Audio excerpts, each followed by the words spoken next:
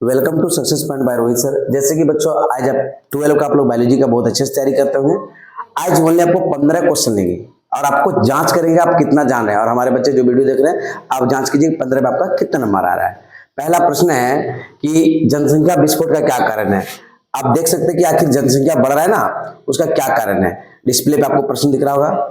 मातृ मृत्यु में कमी, मातृ मृत्यु मृत्यु दर में कमी, मातृ मृत्यु दर में कमी, जन्म दर में वृद्धि, इनमें से सभी। तो बच्चों इसका आंसर जो होगा राइट आंसर होगा इनमें से सभी। एक नंबर प्रश्न का आंसर होगा इनमें से सभी। नंबरिंग पे ध्यान नहीं दीजिएगा, इधर भी नंबरिंग यहाँ पर, ठीक है। तो शिशु के जन्म दर के पूर्व जांच, अच्छा जो बच्चा जन्म होता है उसके पहले जांच, इसको अल्ट्रासाउंड कहते हैं, ठीक है।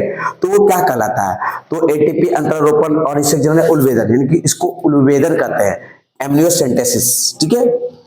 अंडाणु के निषेचन को रोकने का कारगर तरीका क्या है। अब अंडाणु को अगर रोकेंगे उसका क्या कारगर तरीका है, तो आईओडी, वैक्सोटोमी, नलिका उद्भेदन, ऑल ऑफ दीज।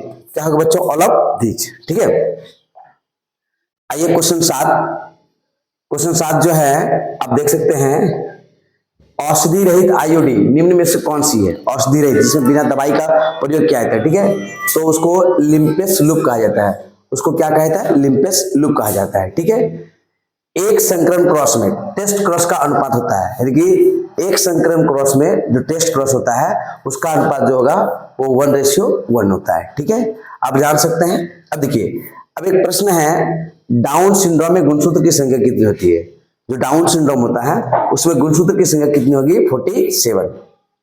आप देख सकते हैं टिड्डे में लिंग निर्धारण, टिड्डा यानी कीट में जो लिंग निर्धारण होता है वो किस पद्धति के द्वारा होता है, तो एक्स और ओ के द्वारा होता है। अभी भी हमारे पास कुछ और प्रश्न बचे हुए हैं। देखिए इस साइड बी में दिखा रहा है आपको, आप इसमें देख सकते हैं कि इसी प्रश्न में है कि इनमें से कौन यौन संचालित रोग है।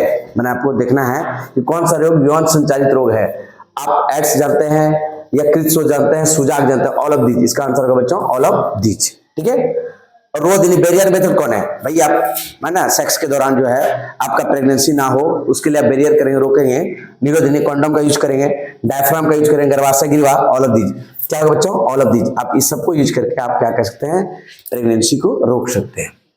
जनसंख्या वृद्धि से भविष्य में कौन सा खतरा हो सकता है, कि जनसंख्या जब बढ़ेगा ना क्या होगा, अन्न का दिक्कत होगा, घर का दिक्कत होगा, कपड़ा का दिक्कत होगा, ऑल ऑफ दीज, सभी चीज का दिक्कत होगा, पता है ना।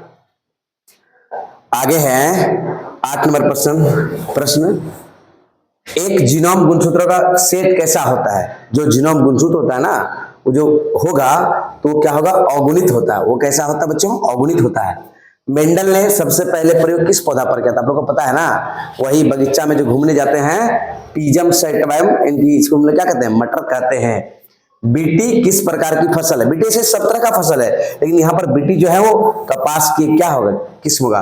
तो गाइस आप लोग देखेंगे और भी बहुत सारा प्रश्न है, आप शायद इस प्रश्न का तैयारी भी कर सकते हैं। देखिए ये आपके एग्जाम के लिए बहुत ही इंपॉर्टेंट प्रश्न है।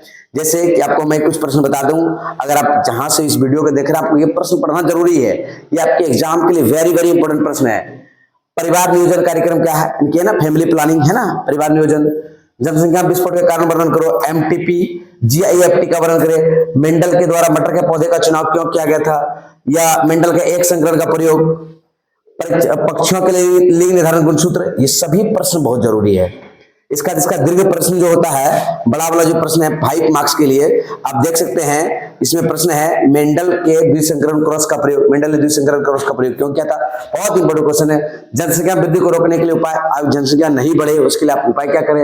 एसटीडी सेक्सुअल ट्रांसमिटेड डिजीज, यौन संचालित रोग क्या होता है, इसको कैसे कंट्रोल करेंगे, और एक एड्स रोग क्या है, ये कैसे होता है, ये इसका उपाय क्या है। इन सभी प्रश्न का तो आप जरूर कमेंट करके बताएं आपका कितना मार्क्स आ रहा है, ठीक है।